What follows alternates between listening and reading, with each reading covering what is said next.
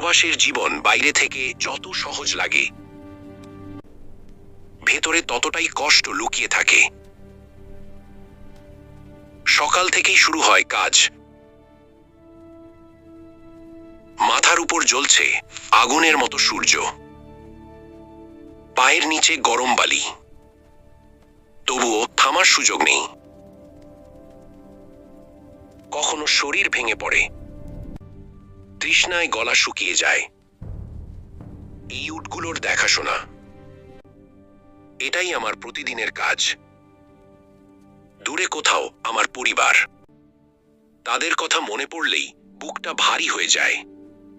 সারাদিনের পরিশ্রম শেষে and I can be knowing. সূর্য ডুবতে শুরু করে।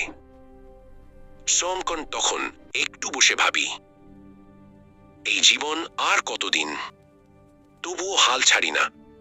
পরিবারের হাসির জন্য সব সহ্য করি। আমার অনেক কষ্ট। সবাই ভিডিও শেয়ার দেন আর লাইক দিতে ভুলবেন না।